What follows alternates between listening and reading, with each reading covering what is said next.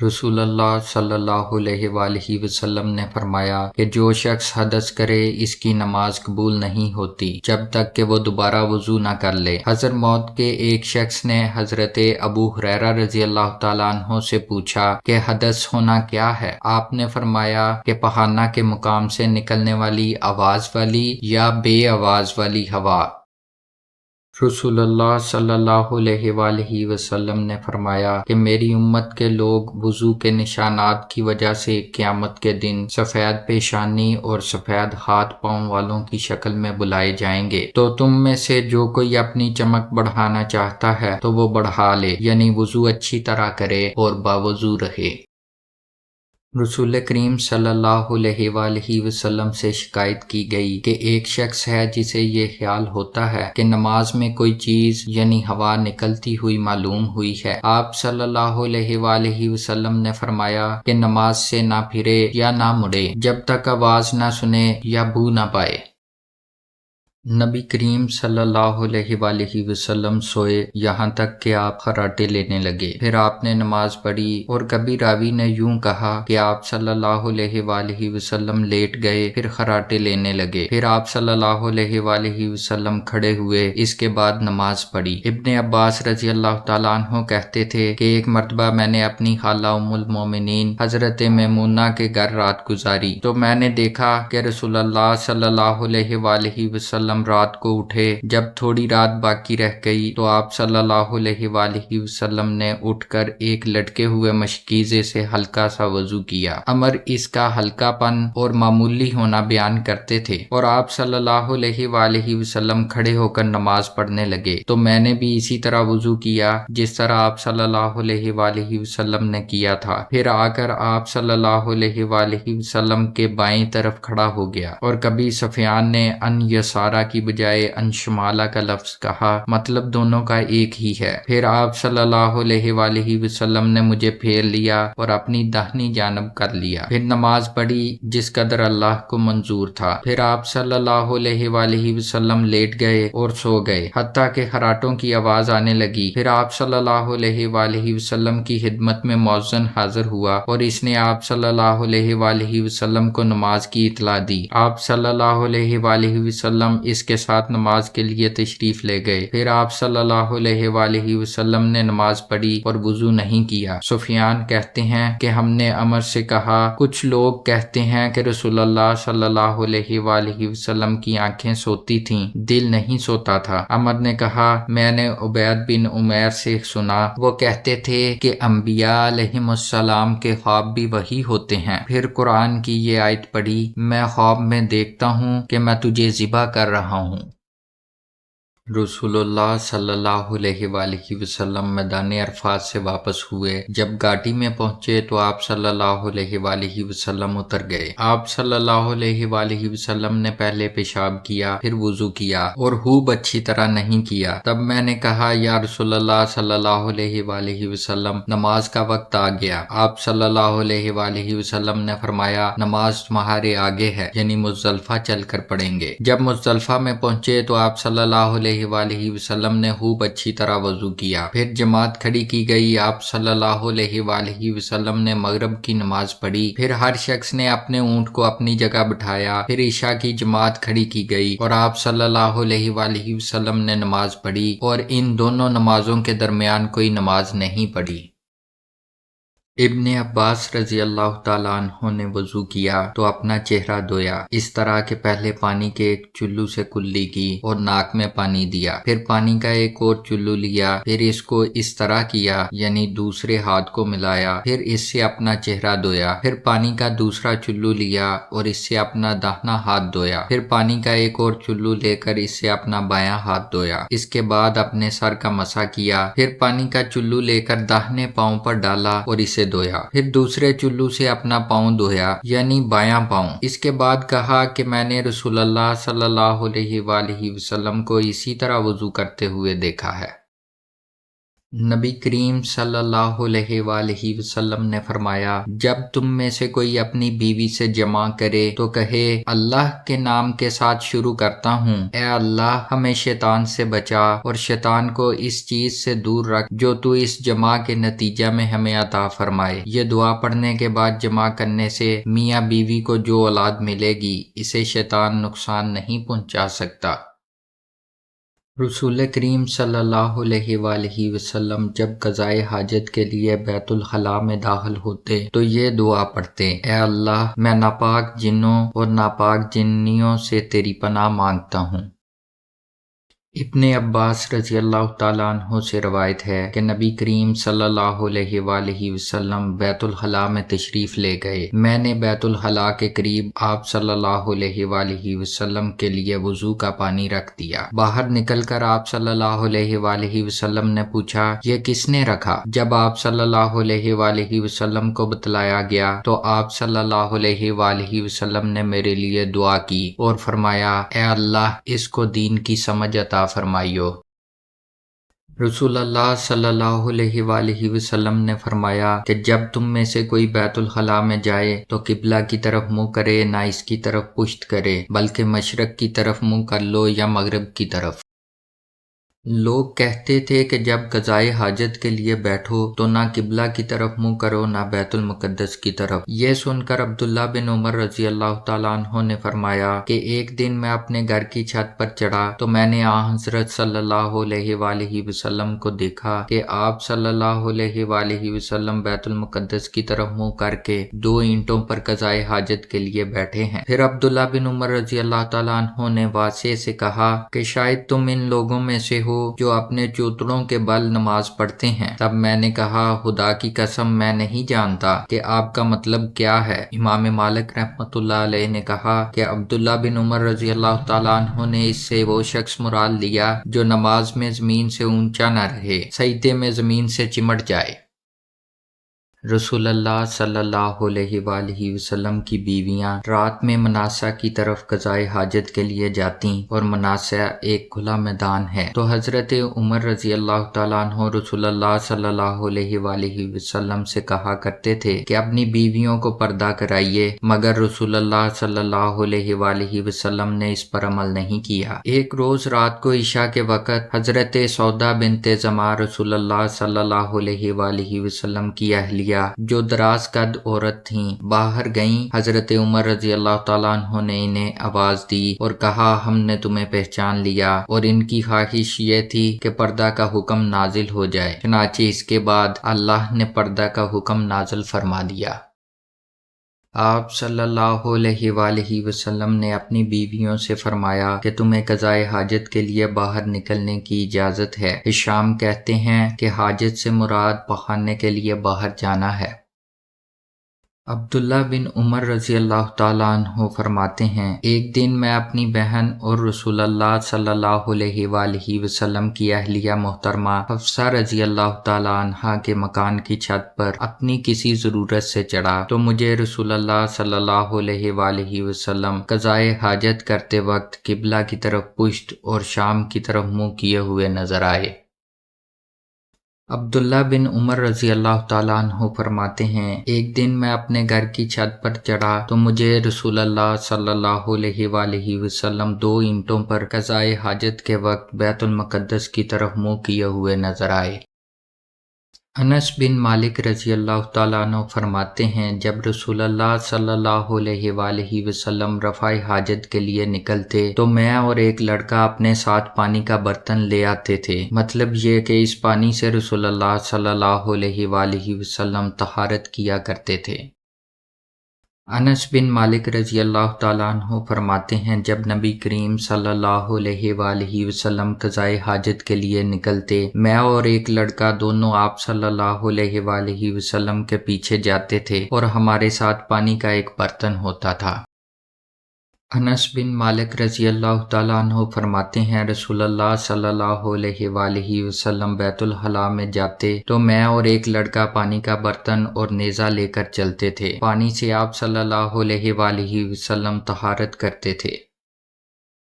رسول اللہ صلی اللہ علیہ وآلہ وسلم نے فرمایا، جب تم میں سے کوئی پانی پیے تو برتن میں سانس نہ لے، اور جب بیت الخلاء میں جائے تو اپنی شرمگاہ کو داہنے ہاتھ سے نہ چھوئے اور نہ داہنے ہاتھ سے استنجا کرے۔ رسول اللہ صلی اللہ علیہ وآلہ وسلم نے فرمایا، جب تم میں سے کوئی پیشاب کرے تو اپنا عضو اپنے داہنے ہاتھ سے نہ پکڑے، نہ داہنے ہاتھ سے طہارت کرے، نہ پانی پیتے وقت برتن میں سانس لے۔ حضرت ابو ہریرہ رضی اللہ تعالیٰ عنہ کہتے ہیں کہ رسول اللہ صلی اللہ علیہ وآلہ وسلم ایک مرتبہ رفع حاجت کے لیے تشریف لے گئے۔ آپ صلی اللہ علیہ وآلہ وسلم کی عادت مبارکہ تھی کہ آپ چلتے وقت ادھر ادھر نہیں دیکھا کرتے تھے، تو میں بھی آپ صلی اللہ علیہ وآلہ وسلم کے پیچھے پیچھے آپ صلی اللہ علیہ وآلہ وسلم کے قریب پہنچ گیا۔ مجھے دیکھ کر آپ صلی اللہ علیہ وآلہ وسلم نے فرمایا کہ مجھے پتھر ڈھونڈ دو تاکہ میں ان سے پاکی حاصل کروں، یا اسی جیسا کوئی لفظ فرمایا، اور فرمایا کہ ہڈی اور گوبر نہ لانا۔ چنانچہ میں نے اپنے دامن میں پتھر بھر کر آپ صلی اللہ علیہ وآلہ وسلم کے پاس لے گیا اور آپ صلی اللہ علیہ وآلہ وسلم کے پہلو میں رکھ دیے، اور آپ صلی اللہ علیہ وآلہ وسلم کے پاس سے ہٹ گیا۔ جب آپ صلی اللہ علیہ وآلہ وسلم قضائے حاجت سے فارغ ہوئے تو آپ صلی اللہ علیہ وآلہ وسلم نے پتھروں سے استنجا کیا۔ عبداللہ بن مسعود رضی اللہ تعالیٰ عنہ فرماتے ہیں، نبی کریم صلی اللہ علیہ وآلہ وسلم رفع حاجت کے لیے گئے تو آپ صلی اللہ علیہ وآلہ وسلم نے مجھے فرمایا کہ میں 3 پتھر تلاش کر کے آپ صلی اللہ علیہ وآلہ وسلم کے پاس لاؤں، لیکن مجھے 2 پتھر ملے، تیسرا ڈھونڈا مگر مل نہ سکا، تو میں نے خشک گوبر اٹھا لیا، اس کو لے کر آپ صلی اللہ علیہ وآلہ وسلم کے پاس آ گیا۔ آپ صلی اللہ علیہ وآلہ وسلم نے پتھر تو لے لیے مگر گوبر پھینک دیا اور فرمایا، یہ خود ناپاک ہے۔ ابن عباس رضی اللہ تعالیٰ عنہ فرماتے ہیں، رسول اللہ صلی اللہ علیہ وآلہ وسلم نے وضو میں ہر عضو کو ایک ایک مرتبہ دھویا۔ عبداللہ بن زید رضی اللہ تعالیٰ عنہ فرماتے ہیں، نبی کریم صلی اللہ علیہ وآلہ وسلم نے وضو میں اعضاء کو 2 بار دھویا۔ حضرت عثمان بن عفان رضی اللہ تعالیٰ عنہ نے پانی کا برتن مانگا اور لے کر پہلے اپنی ہتھیلیوں پر 3 مرتبہ پانی ڈالا، پھر انہیں دھویا، اس کے بعد اپنا داہنا ہاتھ برتن میں ڈالا اور پانی لے کر کلی کی اور ناک صاف کی، پھر 3 بار اپنا چہرہ دھویا اور کہنیوں تک 3 بار دونوں ہاتھ دھوئے، پھر اپنے سر کا مسح کیا، پھر پانی لے کر ٹہنوں تک 3 مرتبہ اپنے دونوں پاؤں دھوئے، پھر کہا کہ رسول اللہ صلی اللہ علیہ وآلہ وسلم نے فرمایا ہے کہ جو شخص میری طرح ایسا وضو کرے پھر 2 رکعت پڑھے جس میں اپنے نفس سے کوئی بات نہ کرے تو اس کے گزشتہ گناہ معاف کر دیے جاتے ہیں۔ جب حضرت عثمان رضی اللہ تعالیٰ عنہ نے وضو کیا تو فرمایا، میں تم کو ایک حدیث سناتا ہوں، اگر قرآن پاک کی ایک آیت نازل نہ ہوتی تو میں یہ حدیث تم کو نہ سناتا۔ میں نے رسول اللہ صلی اللہ علیہ وآلہ وسلم سے سنا ہے کہ آپ صلی اللہ علیہ وآلہ وسلم فرماتے تھے کہ جب بھی کوئی شخص اچھی طرح وضو کرتا ہے اور خلوص کے ساتھ نماز پڑھتا ہے تو اس کے ایک نماز سے دوسری نماز کے پڑھنے تک کے گناہ معاف کر دیے جاتے ہیں۔ اور وہ کہتے ہیں کہ وہ آیت یہ ہے جس کا ترجمہ یہ ہے کہ جو لوگ اللہ کی اس نازل کی ہوئی ہدایت کو چھپاتے ہیں جو اس نے لوگوں کے لیے اپنی کتاب میں بیان کی ہے، ان پر اللہ کی لعنت ہے اور لعنت کرنے والوں کی لعنت ہے۔ نبی کریم صلی اللہ علیہ وآلہ وسلم نے فرمایا، جو شخص وضو کرے اسے چاہیے کہ ناک صاف کرے، اور جو پتھر سے استنجا کرے اسے چاہیے کہ طاق عدد یعنی 1 یا 3 یا 5 ہی سے کرے۔ رسول اللہ صلی اللہ علیہ وآلہ وسلم نے فرمایا کہ جب تم میں سے کوئی وضو کرے تو اسے چاہیے کہ اپنی ناک میں پانی دے، پھر اسے صاف کرے، اور جو شخص پتھروں سے استنجا کرے اسے چاہیے کہ بے جوڑ عدد یعنی 1 یا 3 سے استنجا کرے، اور جب تم میں سے کوئی سو کر اٹھے تو وضو کے پانی میں ہاتھ ڈالنے سے پہلے اسے دھو لے، کیونکہ تم میں سے کوئی نہیں جانتا کہ رات کو اس کا ہاتھ کہاں رہا ہے۔ عبداللہ بن عمر رضی اللہ تعالیٰ عنہ فرماتے ہیں، ایک مرتبہ رسول اللہ صلی اللہ علیہ وآلہ وسلم ایک سفر میں ہم سے پیچھے رہ گئے، پھر تھوڑی دیر بعد آپ صلی اللہ علیہ وآلہ وسلم نے ہم کو پا لیا اور عصر کا وقت آن پہنچا تھا۔ ہم وضو کرنے لگے اور اچھی طرح پاؤں دھونے کی بجائے جلدی میں ہم پاؤں پر مسح کرنے لگے۔ آپ صلی اللہ علیہ وآلہ وسلم نے فرمایا، ایڑیوں کے لیے آگ کا عذاب ہے، 2 مرتبہ یا 3 مرتبہ فرمایا۔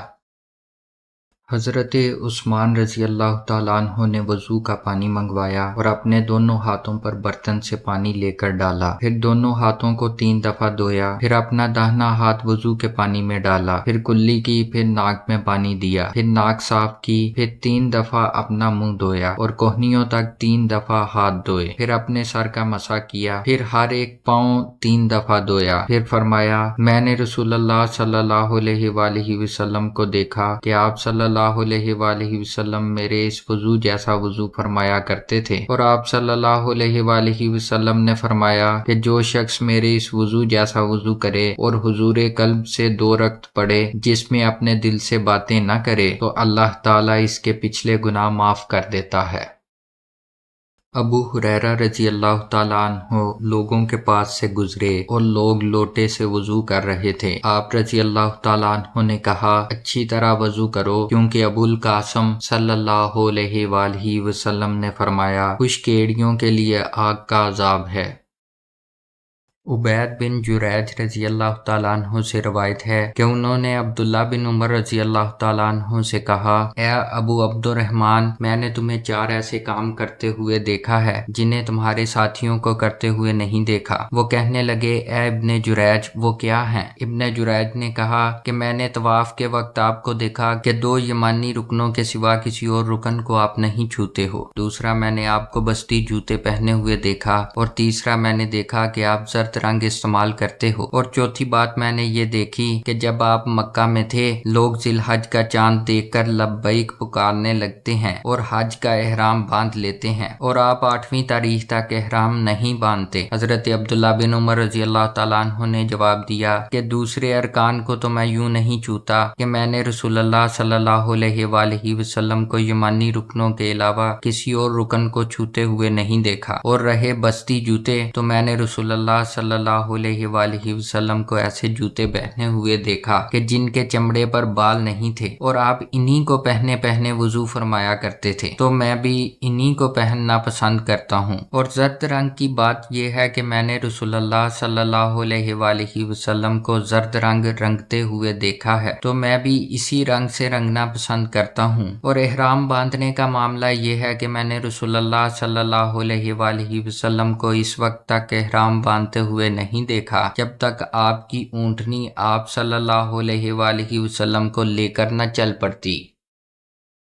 رسول اللہ صلی اللہ علیہ وآلہ وسلم نے اپنی مرحومہ صاحبزادی حضرت زینب رضی اللہ تعالیٰ عنہا کو غسل دینے کے وقت فرمایا تھا کہ غسل داہنی طرف سے دو اور اعضائے وضو سے غسل کی ابتدا کرو۔ ام المومنین حضرت عائشہ رضی اللہ تعالیٰ عنہ فرماتی ہیں، رسول اللہ صلی اللہ علیہ وآلہ وسلم جوتا پہننے، کنگھی کرنے، وضو کرنے اور اپنے ہر کام میں داہنی طرف سے کام کی ابتدا کرنے کو پسند فرمایا کرتے تھے۔ انس بن مالک رضی اللہ تعالیٰ عنہ فرماتے ہیں، میں نے رسول اللہ صلی اللہ علیہ وآلہ وسلم کو دیکھا کہ نماز عصر کا وقت آ گیا۔ لوگوں نے پانی تلاش کیا، جب انہیں پانی نہ ملا تو رسول اللہ صلی اللہ علیہ وآلہ وسلم کے پاس ایک برتن میں وضو کے لیے پانی لایا گیا۔ رسول اللہ صلی اللہ علیہ وآلہ وسلم نے اس میں اپنا ہاتھ ڈالا اور لوگوں کو حکم دیا کہ اسی برتن سے وضو کریں۔ حضرت انس رضی اللہ تعالیٰ عنہ کہتے ہیں کہ میں نے دیکھا کہ آپ صلی اللہ علیہ وآلہ وسلم کی انگلیوں کے نیچے سے پانی چشمے کی طرح ابل رہا تھا، یہاں تک کہ قافلے کے آخری آدمی نے بھی وضو کر لیا۔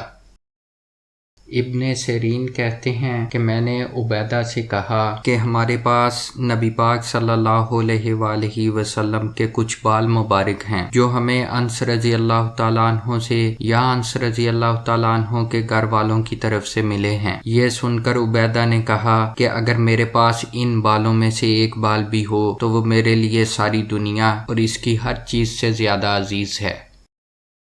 رسول اللہ صلی اللہ علیہ وآلہ وسلم نے حجۃ الوداع میں جب سر کے بال منڈوائے تو سب سے پہلے ابو طلحہ رضی اللہ تعالیٰ عنہ نے آپ صلی اللہ علیہ وآلہ وسلم کے بال لیے تھے۔ رسول اللہ صلی اللہ علیہ وآلہ وسلم نے فرمایا کہ جب کتا تم میں سے کسی کے برتن میں سے کچھ پی لے تو اس کو 7 مرتبہ دھو لو۔ رسول اللہ صلی اللہ علیہ وآلہ وسلم نے فرمایا کہ ایک شخص نے ایک کتے کو دیکھا جو پیاس کی وجہ سے گیلی مٹی کھا رہا تھا، تو اس شخص نے اپنا موزہ لیا اور اس سے پانی بھر کر پلانے لگا حتیٰ کہ اس کو خوب سیراب کر دیا۔ اللہ نے اس شخص کے اس کام کی قدر کی اور اسے جنت میں داخل کر دیا۔ رسول اللہ صلی اللہ علیہ وآلہ وسلم کے زمانے میں کتے مسجد میں آتے جاتے تھے، لیکن لوگ ان جگہوں پر پانی نہیں چھڑکتے تھے۔ عدی بن حاتم رضی اللہ تعالیٰ عنہ کہتے ہیں کہ میں نے رسول اللہ صلی اللہ علیہ وآلہ وسلم سے کتے کے شکار کے متعلق دریافت کیا تو آپ صلی اللہ علیہ وآلہ وسلم نے فرمایا کہ جب تو اپنے سدائے ہوئے کتے کو چھوڑے اور وہ شکار کر لے تو تو اس شکار کو کھا، اور اگر وہ کتا اس شکار میں سے خود کچھ کھا لے تو تو اس کو نہ کھائیو، کیونکہ اب اس نے شکار اپنے لیے پکڑا ہے۔ میں نے کہا کہ بعض دفعہ میں شکار کے لیے اپنے کتے چھوڑتا ہوں، پھر اس کے ساتھ دوسرے کتے کو بھی پاتا ہوں۔ آپ صلی اللہ علیہ وآلہ وسلم نے فرمایا پھر مت کھا، کیونکہ تم نے بسم اللہ اپنے کتے پر پڑھی تھی، دوسرے کتے پر نہیں پڑھی۔ رسول اللہ صلی اللہ علیہ وآلہ وسلم نے فرمایا کہ بندہ اس وقت تک نماز ہی میں رہتا ہے جب تک کہ وہ مسجد میں نماز کا انتظار کرتا ہے، تا وقت یہ کہ وہ حدث نہ کرے۔ ایک اجمی آدمی نے پوچھا کہ اے ابو ہریرہ رضی اللہ تعالیٰ عنہ، حدث کیا چیز ہے؟ انہوں نے فرمایا کہ ہوا جو پیچھے سے خارج ہو۔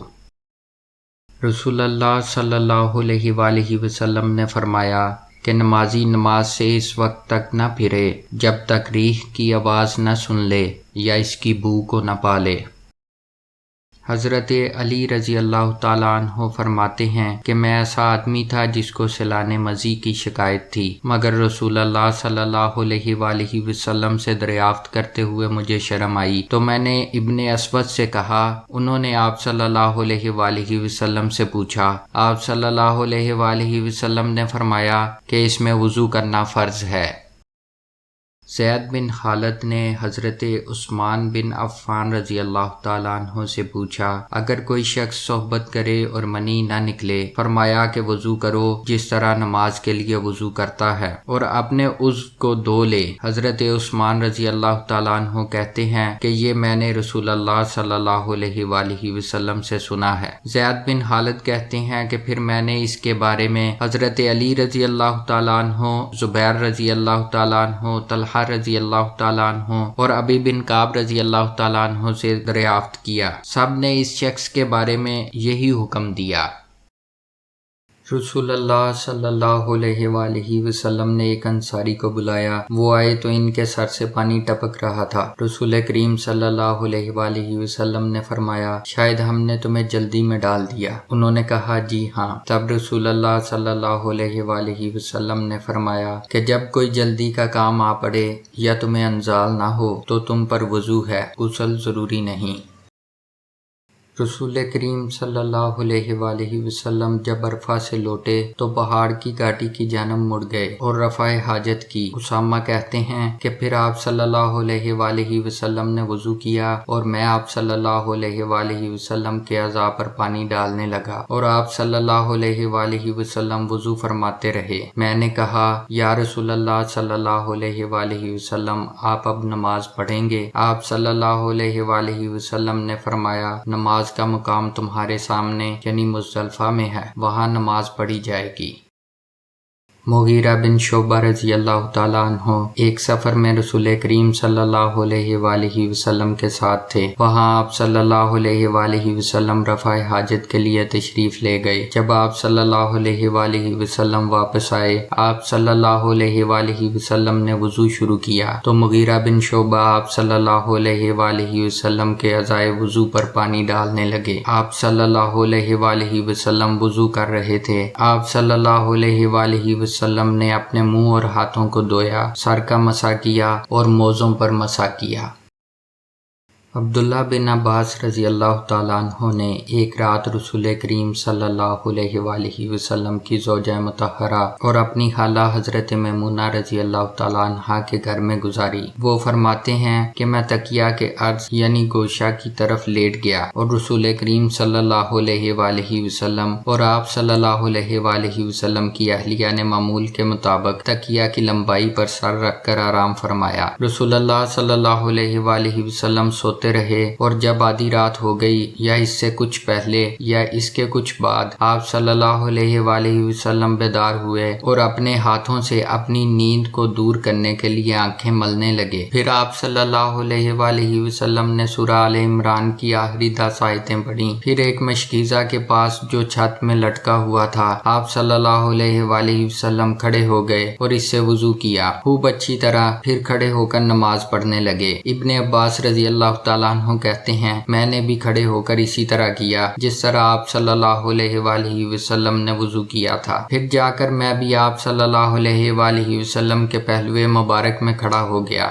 آپ صلی اللہ علیہ وآلہ وسلم نے اپنا داہنا ہاتھ میرے سر پر رکھا اور میرا دایاں کان پکڑ کر اسے مروڑنے لگے۔ پھر آپ صلی اللہ علیہ وآلہ وسلم نے 2 رکعتیں پڑھیں، اس کے بعد پھر 2 رکعتیں پڑھیں، پھر 2 رکعتیں پڑھیں، پھر 2 رکعتیں پڑھیں، پھر 2 رکعتیں پڑھیں، پھر 2 رکعتیں پڑھ کر اس کے بعد آپ صلی اللہ علیہ وآلہ وسلم نے وتر پڑھا اور لیٹ گئے۔ پھر جب مؤذن آپ صلی اللہ علیہ وآلہ وسلم کے پاس آیا تو آپ صلی اللہ علیہ وآلہ وسلم نے اٹھ کر 2 رکعت معمولی طور پر پڑھی، پھر باہر تشریف لا کر صبح کی نماز پڑھی۔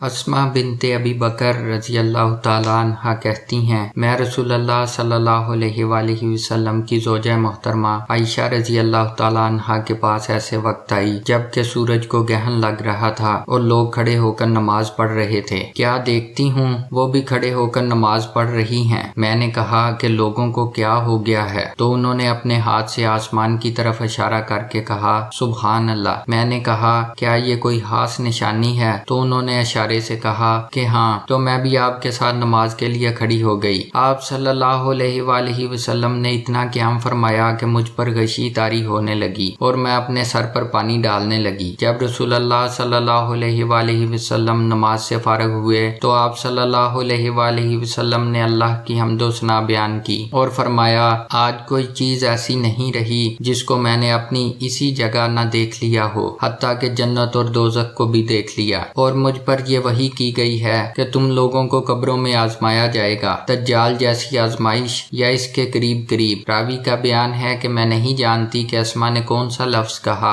تم میں سے ہر ایک کے پاس اللہ کے فرشتے بھیجے جائیں گے اور اس سے کہا جائے گا کہ تمہارا اس شخص یعنی محمد صلی اللہ علیہ وآلہ وسلم کے بارے میں کیا خیال ہے۔ پھر اسماء نے لفظ ایماندار یا یقین رکھنے والا کہا، مجھے یاد نہیں۔ بہرحال وہ شخص کہے گا کہ محمد صلی اللہ علیہ وآلہ وسلم اللہ کے سچے رسول ہیں، وہ ہمارے پاس نشانیاں اور ہدایت کی روشنی لے کر آئے، ہم نے اسے قبول کیا، ایمان لائے اور آپ صلی اللہ علیہ وآلہ وسلم کا اتباع کیا۔ پھر اس سے کہہ دیا جائے گا کہ تو سو جا، درا حال یہ کہ تو مرد صالح ہے اور ہم جانتے تھے کہ تو مومن ہے، اور بہرحال منافق یا شکی آدمی۔ اسماء نے کون سا لفظ کہا مجھے یاد نہیں۔ جب اس سے پوچھا جائے گا کہے گا کہ میں کچھ نہیں جانتا، میں نے لوگوں کو جو کہتے سنا وہی میں نے بھی کہہ دیا۔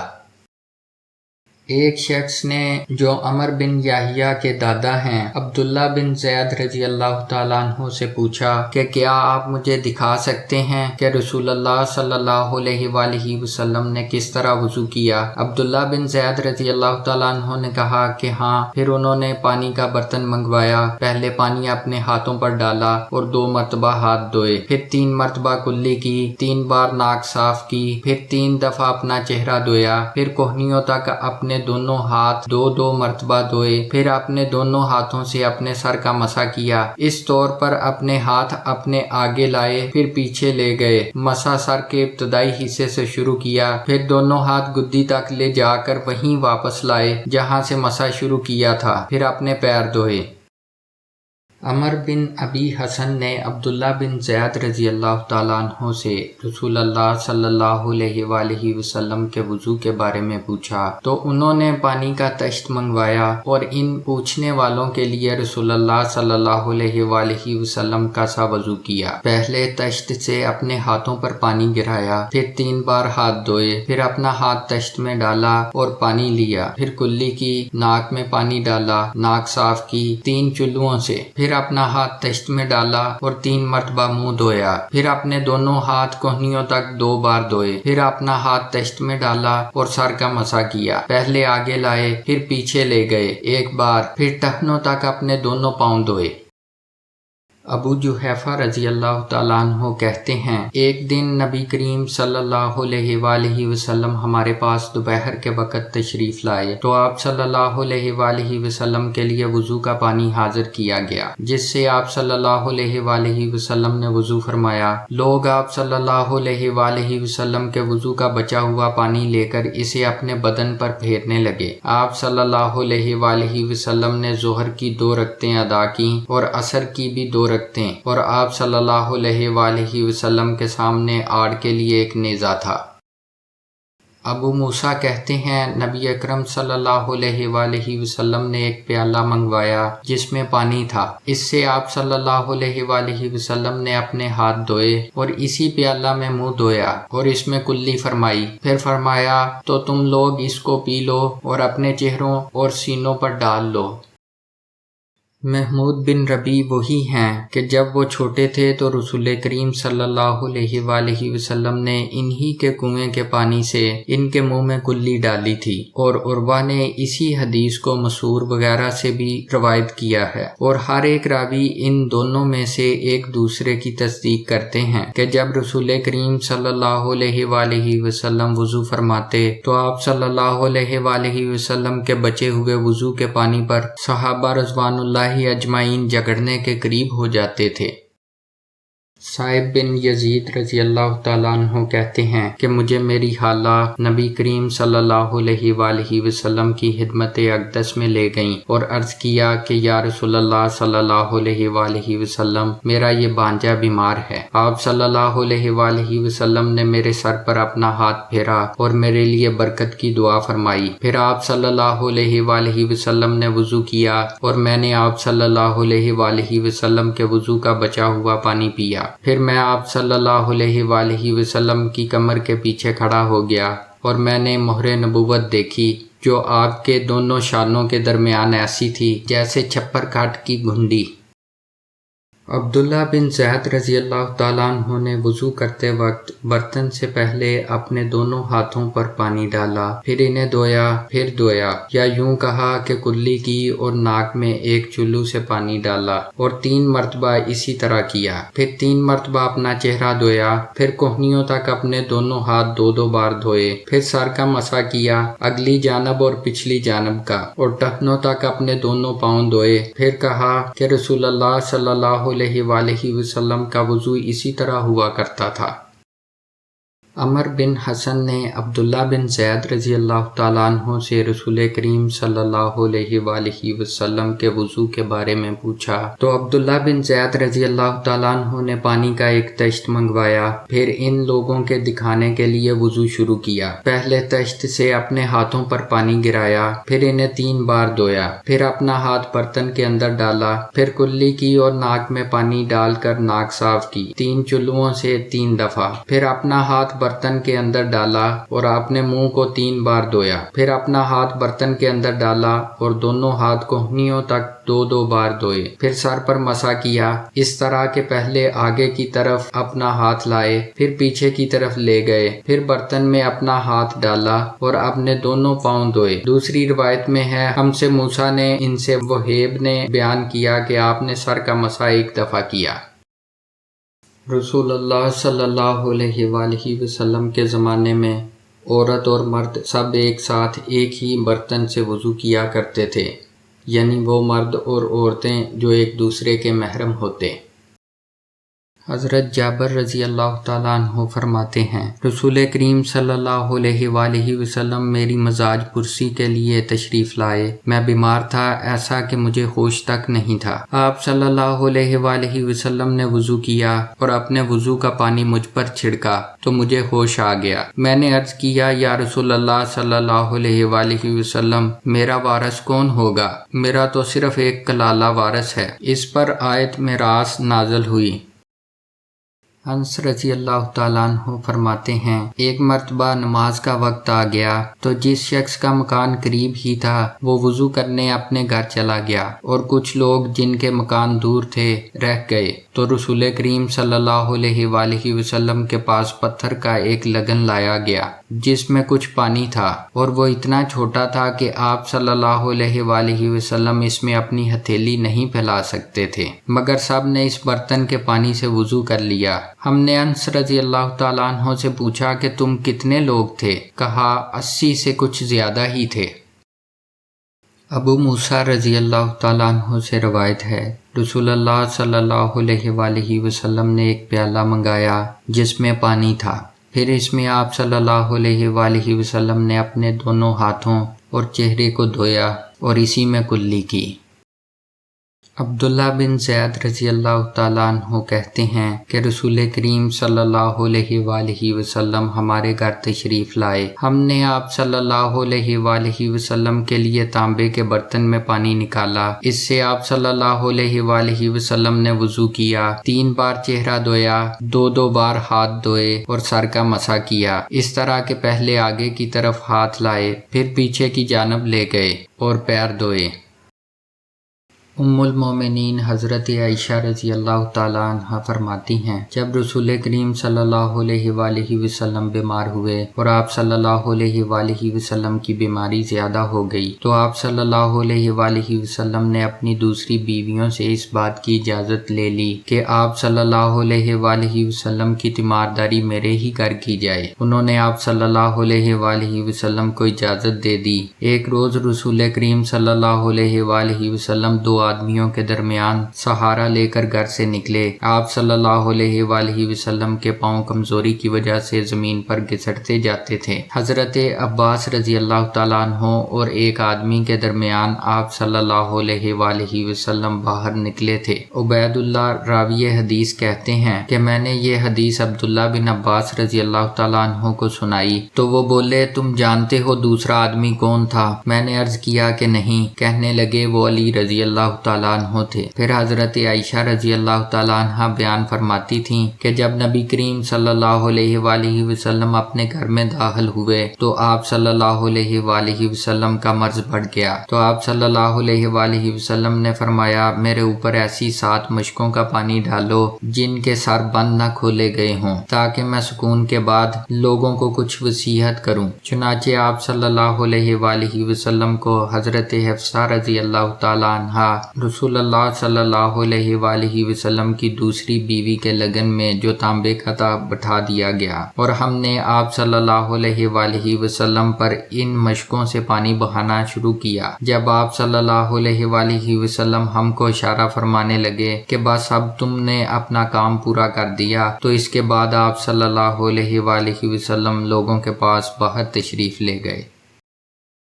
عمر بن یحییٰ کے والد حضرت یحییٰ روایت کرتے ہیں کہ میرے چچا بہت زیادہ وضو کیا کرتے تھے یا یہ کہ وضو میں بہت پانی بہاتے تھے۔ ایک دن انہوں نے عبداللہ بن زید رضی اللہ تعالیٰ عنہ سے کہا کہ مجھے بتلائیے رسول اللہ صلی اللہ علیہ وآلہ وسلم کس طرح وضو کیا کرتے تھے۔ انہوں نے پانی کا ایک تشت منگوایا، اس کو پہلے اپنے ہاتھوں پر جھکایا، پھر دونوں ہاتھ 3 بار دھوئے، پھر اپنا ہاتھ تشت میں ڈال کر پانی لیا اور ایک چلو سے کلی کی اور 3 مرتبہ ناک صاف کی، پھر اپنے ہاتھوں سے ایک چلو پانی لیا اور 3 بار اپنا چہرہ دھویا، پھر کوہنیوں تک اپنے دونوں ہاتھ 2 بار دھوئے، پھر ہاتھ میں پانی لے کر اپنے سر کا مسح کیا تو پہلے اپنے ہاتھ پیچھے لے گئے پھر آگے کی طرف لائے، پھر اپنے دونوں پاؤں دھوئے اور فرمایا کہ میں نے رسول اللہ صلی اللہ علیہ وآلہ وسلم کو اسی طرح وضو کرتے دیکھا ہے۔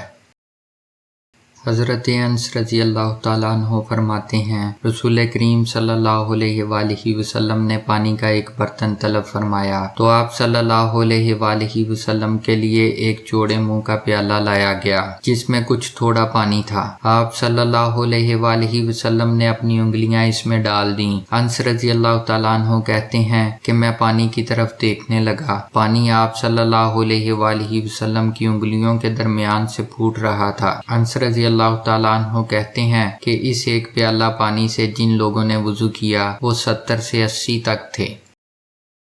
حضرت انس رضی اللہ تعالیٰ عنہ کو کہتے ہوئے سنا کہ رسول اللہ صلی اللہ علیہ وآلہ وسلم جب دھوتے یا یہ کہا کہ جب نہاتے تو 1 سا سے لے کر 5 مد تک پانی استعمال فرماتے تھے اور جب وضو فرماتے تو 1 مد پانی سے۔ سعد بن ابی وقاص رضی اللہ تعالیٰ عنہ سے روایت ہے کہ نبی کریم صلی اللہ علیہ وآلہ وسلم نے موزوں پر مسح کیا۔ عبداللہ بن عمر رضی اللہ تعالیٰ عنہ نے اپنے والد ماجد عمر رضی اللہ تعالیٰ عنہ سے اس کے بارے میں پوچھا تو انہوں نے کہا سچ ہے، اور یاد رکھو جب تم سے سعد رسول اللہ صلی اللہ علیہ وآلہ وسلم کی کوئی حدیث بیان فرمائیں تو اس کے متعلق ان کے سوا کسی دوسرے آدمی سے مت پوچھو۔ ایک دفعہ آپ صلی اللہ علیہ وآلہ وسلم رفع حاجت کے لیے باہر گئے تو مغیرہ پانی کا ایک برتن لے کر آپ صلی اللہ علیہ وآلہ وسلم کے پیچھے گئے۔ جب آپ قضائے حاجت سے فارغ ہو گئے تو مغیرہ نے آپ کو وضو کراتے ہوئے آپ صلی اللہ علیہ وآلہ وسلم کے اعضائے مبارکہ پر پانی ڈالا۔ آپ صلی اللہ علیہ وآلہ وسلم نے وضو کیا اور موزوں پر مسح فرمایا۔ عمر بن امیہ زمری رضی اللہ تعالیٰ عنہ سے روایت ہے کہ انہوں نے رسول اللہ صلی اللہ علیہ وآلہ وسلم کو موزوں پر مسح کرتے ہوئے دیکھا۔ جعفر بن عمر اپنے باپ عمر بن امیہ رضی اللہ تعالیٰ عنہ سے روایت کرتے ہیں کہ میں نے رسول کریم صلی اللہ علیہ وآلہ وسلم کو اپنے عمامے اور موزوں پر مسح کرتے دیکھا۔ مغیرہ رضی اللہ تعالیٰ عنہ فرماتے ہیں کہ میں ایک سفر میں رسول کریم صلی اللہ علیہ وآلہ وسلم کے ساتھ تھا تو میں نے چاہا کہ وضو کرتے وقت آپ صلی اللہ علیہ وآلہ وسلم کے موزے اتار ڈالوں۔ آپ صلی اللہ علیہ وآلہ وسلم نے فرمایا کہ انہیں رہنے دو، چونکہ جب میں نے انہیں پہنا تھا تو میرے پاؤں پاک تھے، یعنی میں وضو سے تھا۔ پس آپ صلی اللہ علیہ وآلہ وسلم نے ان پر مسح کیا۔ عبداللہ بن عباس رضی اللہ تعالیٰ عنہ سے روایت ہے کہ رسول کریم صلی اللہ علیہ وآلہ وسلم نے بکری کا شانہ کھایا، پھر نماز پڑھی اور وضو نہیں کیا۔ جعفر بن عمر بن امیہ اپنے والد عمر بن امیہ سے بیان کرتے ہیں کہ انہوں نے رسول اللہ صلی اللہ علیہ وآلہ وسلم کو دیکھا کہ آپ صلی اللہ علیہ وآلہ وسلم بکری کے شانہ سے کاٹ کاٹ کر کھا رہے تھے۔ پھر آپ صلی اللہ علیہ وآلہ وسلم نماز کے لیے بلائے گئے تو آپ صلی اللہ علیہ وآلہ وسلم نے چھری ڈال دی اور نماز پڑھی، نیا وضو نہیں کیا۔ سوید بن نعمان رضی اللہ تعالیٰ عنہ سے روایت ہے کہ فتح خیبر والے سال وہ رسول کریم صلی اللہ علیہ وآلہ وسلم کے ساتھ صحبہ کی طرف جو خیبر کے قریب ایک جگہ ہے پہنچے۔ آپ صلی اللہ علیہ وآلہ وسلم نے عصر کی نماز پڑھی، پھر کھانا منگوایا گیا تو سوائے ستو کے اور کچھ نہیں لایا گیا۔ پھر آپ صلی اللہ علیہ وآلہ وسلم نے حکم دیا تو وہ بھگو دیے گئے۔ پھر رسول کریم صلی اللہ علیہ وآلہ وسلم نے کھایا اور ہم نے بھی کھایا۔ پھر مغرب کی نماز کے لیے کھڑے ہو گئے۔ آپ صلی اللہ علیہ وآلہ وسلم نے کلی کی اور ہم نے بھی۔ پھر آپ صلی اللہ علیہ وآلہ وسلم نے نماز پڑھی اور نیا وضو نہیں کیا۔ ام المومنین حضرت میمونہ رضی اللہ تعالیٰ عنہا نے فرمایا کہ آپ صلی اللہ علیہ وآلہ وسلم نے ان کے یہاں بکری کا شانہ کھایا، پھر نماز پڑھی اور نیا وضو نہیں فرمایا۔ ابن عباس رضی اللہ تعالیٰ عنہ سے روایت ہے کہ رسول اللہ صلی اللہ علیہ وآلہ وسلم نے دودھ پیا تو کلی کی اور فرمایا کہ دودھ میں چکناہٹ ہوتی ہے۔ ام المومنین حضرت عائشہ رضی اللہ تعالیٰ عنہ فرماتی ہیں کہ رسول اللہ صلی اللہ علیہ وآلہ وسلم نے فرمایا کہ جب نماز پڑھتے وقت تم میں سے کسی کو اونگ آ جائے تو چاہیے کہ وہ سو رہے یہاں تک کہ نیند کا اثر اس سے ختم ہو جائے، اس لیے کہ جب تم میں سے کوئی شخص نماز پڑھنے لگے اور وہ اونگ رہا ہو تو وہ کچھ نہیں جانے گا کہ وہ خدا سے مغفرت طلب کر رہا ہے یا اپنے نفس کو بد دعا دے رہا ہے۔ حضرت انس رضی اللہ تعالیٰ عنہ سے روایت ہے، آپ صلی اللہ علیہ وآلہ وسلم نے فرمایا کہ جب تم نماز میں اونگنے لگو تو سو جانا چاہیے، پھر اس وقت نماز پڑھے جب جان لے کہ وہ کیا پڑھ رہا ہے۔ حضرت انس رضی اللہ تعالیٰ عنہ سے روایت ہے، رسول کریم صلی اللہ علیہ وآلہ وسلم ہر نماز کے لیے نیا وضو فرمایا کرتے تھے۔ عمرو بن عامر رضی اللہ تعالیٰ عنہ کہتے ہیں، میں نے کہا تم لوگ کس طرح کرتے تھے؟ کہنے لگے ہم میں سے ہر ایک کو اس کا وضو اس وقت تک کافی ہوتا جب تک کوئی وضو توڑنے والی چیز پیش نہ آ جاتی۔ سوید بن نعمان رضی اللہ تعالیٰ عنہ نے فرمایا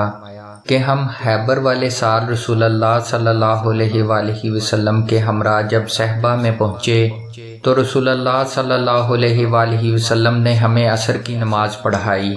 جب نماز پڑھ چکے تو آپ صلی اللہ علیہ وآلہ وسلم نے کھانے منگوائے،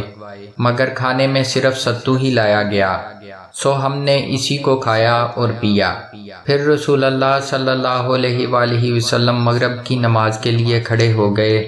تو آپ صلی اللہ علیہ وآلہ وسلم نے کلی کی، پھر ہمیں مغرب کی نماز پڑھائی اور نیا وضو نہیں کیا۔ ابن عباس رضی اللہ تعالیٰ عنہ سے روایت ہے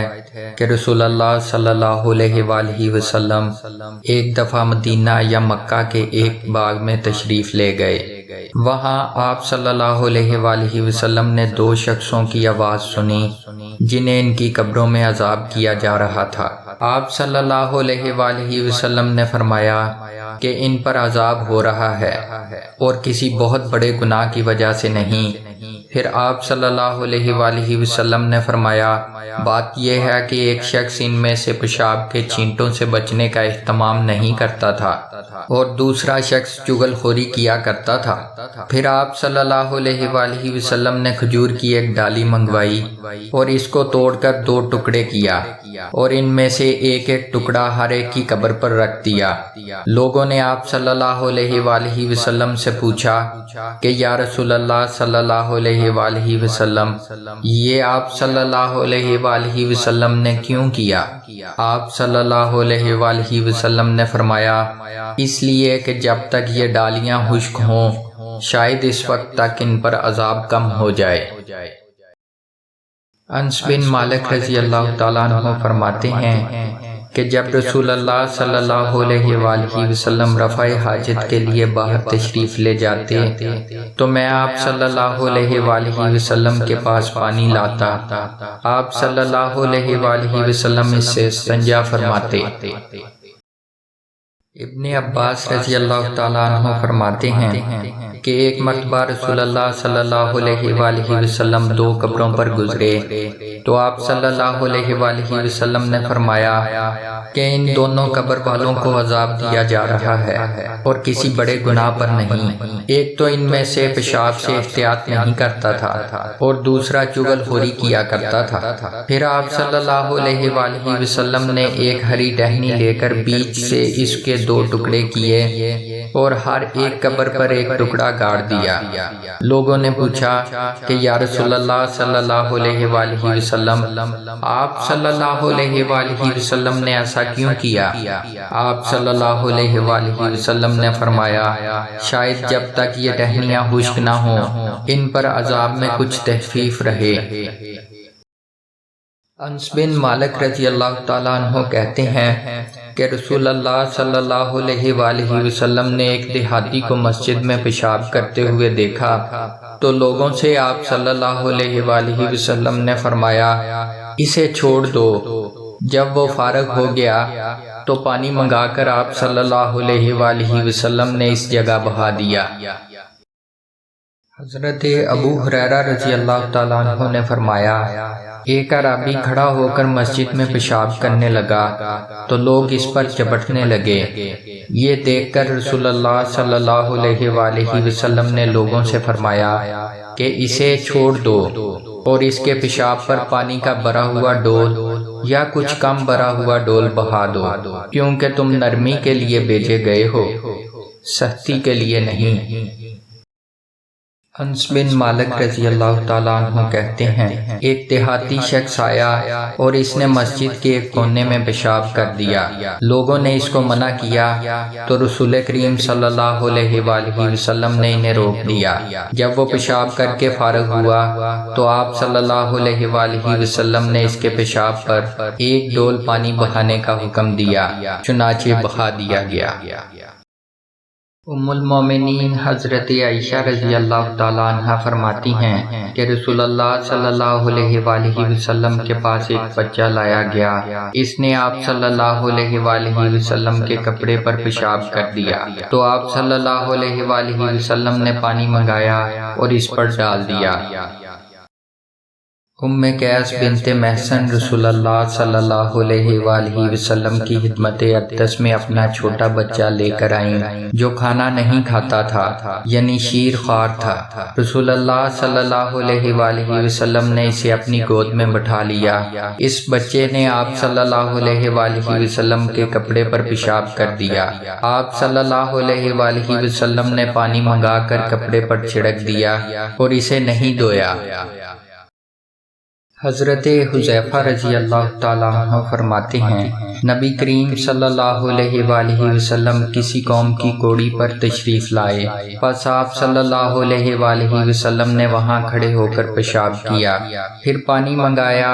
میں آپ صلی اللہ علیہ وآلہ وسلم کے پاس پانی لے کر آیا تو آپ صلی اللہ علیہ وآلہ وسلم نے وضو فرمایا۔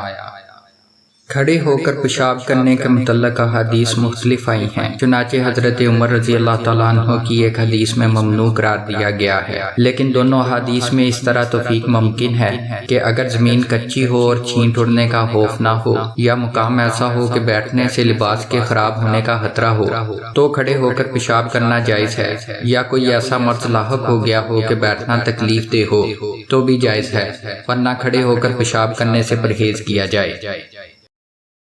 حذیفہ رضی اللہ تعالیٰ عنہ فرماتے ہیں کہ ایک مرتبہ میں اور رسول اللہ صلی اللہ علیہ وآلہ وسلم جا رہے تھے کہ ایک قوم کی کوڑی پر جو ایک دیوار کے پیچھے تھی پہنچے تو آپ صلی اللہ علیہ وآلہ وسلم اس طرح کھڑے ہو گئے جس طرح ہم تم میں سے کوئی شخص کھڑا ہوتا ہے۔ پھر آپ صلی اللہ علیہ وآلہ وسلم نے پیشاب کیا اور میں ایک طرف ہٹ گیا، تب آپ صلی اللہ علیہ وآلہ وسلم نے مجھے اشارہ کیا تو میں آپ صلی اللہ علیہ وآلہ وسلم کے پاس پردہ کی غرض سے آپ کی ایڑیوں کے قریب کھڑا ہو گیا، یہاں تک کہ آپ صلی اللہ علیہ وآلہ وسلم پیشاب سے فارغ ہو گئے۔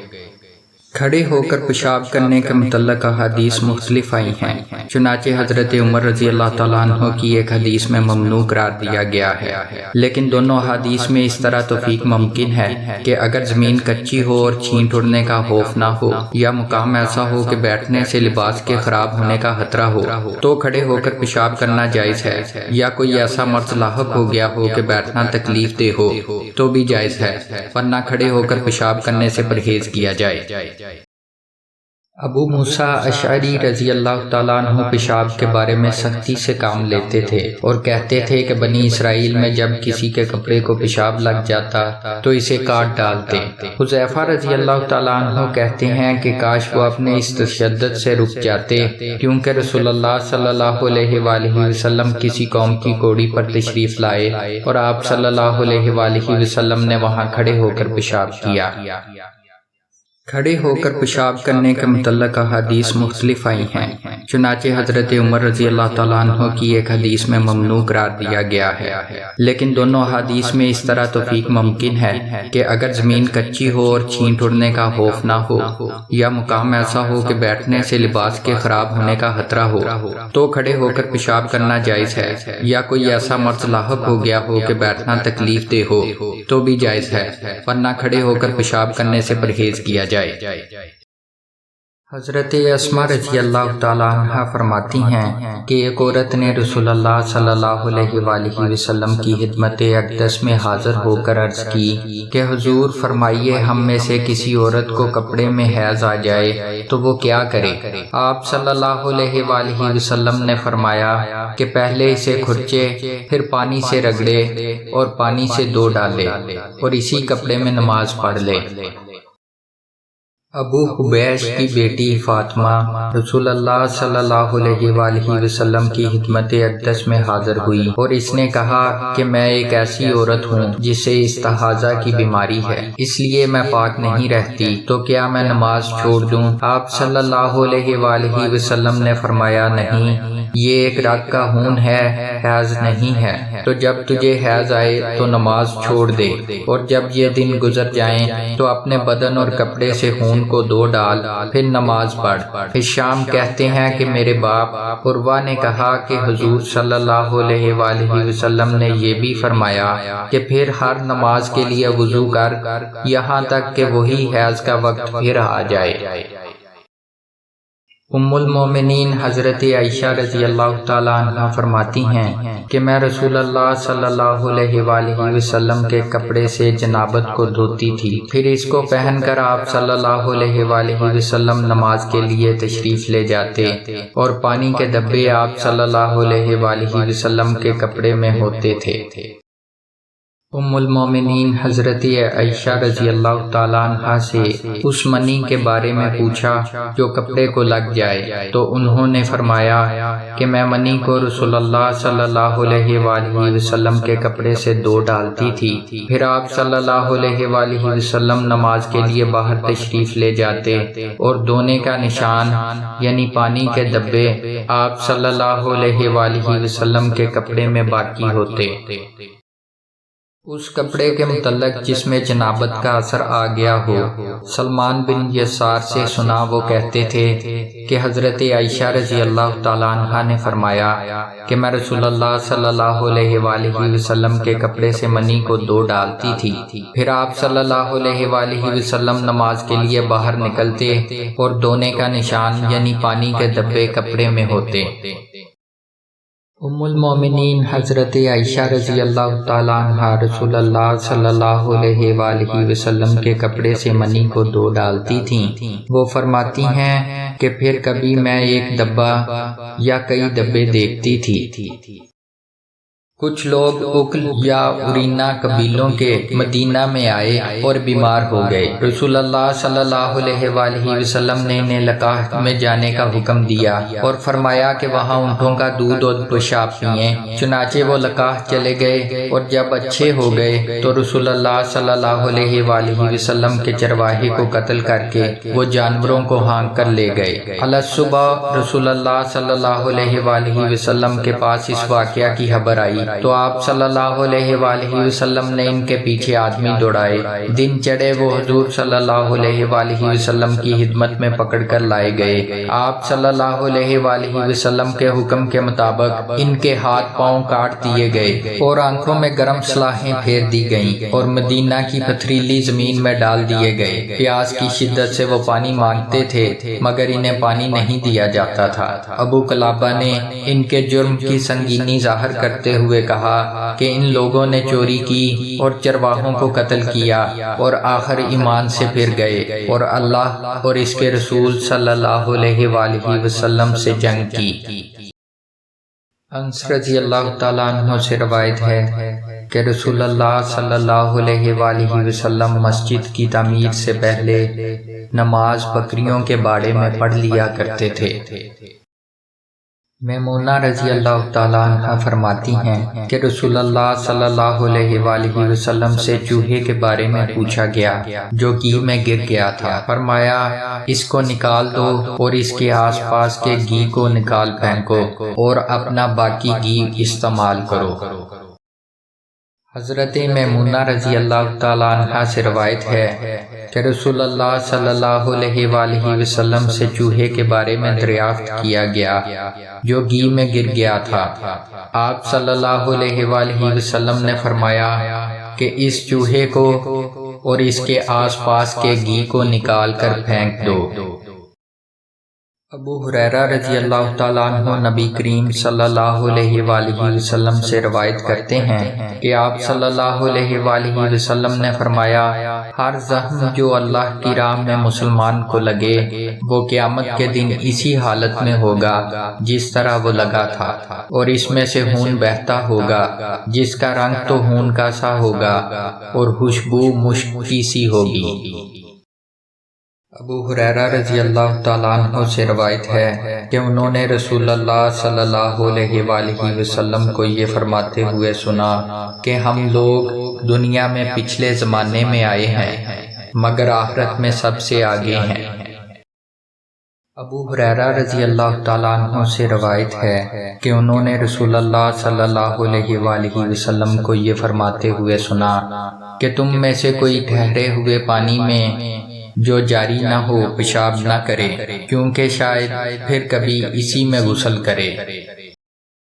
عبداللہ بن مسعود رضی اللہ تعالیٰ عنہ نے فرمایا کہ ایک دفعہ رسول اللہ صلی اللہ علیہ وآلہ وسلم کعبہ کے نزدیک نماز پڑھ رہے تھے اور ابو جہل اور اس کے ساتھی بھی وہیں بیٹھے ہوئے تھے، تو ان میں سے ایک نے دوسرے سے کہا کہ تم میں سے کوئی شخص ہے جو قبیلے کی جو اونٹنی ذبح ہوئی ہے اس کی اوجڑی اٹھا لائے اور لا کر جب محمد صلی اللہ علیہ وآلہ وسلم سجدہ میں جائیں تو ان کی پیٹھ پر رکھ دے۔ یہ سن کر ان میں سے ایک سب سے زیادہ بدبخت آدمی اٹھا اور وہ اوجڑی لے کر آیا اور دیکھتا رہا۔ جب آپ صلی اللہ علیہ وآلہ وسلم نے سجدہ کیا تو اس نے اس اوجڑی کو آپ صلی اللہ علیہ وآلہ وسلم کے دونوں کندھوں کے درمیان رکھ دیا۔ عبداللہ بن مسعود رضی اللہ تعالیٰ عنہ کہتے ہیں، میں یہ سب کچھ دیکھ رہا تھا مگر کچھ نہ کر سکتا تھا، کاش اس وقت مجھے روکنے کی طاقت ہوتی۔ عبداللہ کہتے ہیں کہ وہ ہنسنے لگے اور ہنسی کے مارے لوٹ پوٹ ہونے لگے،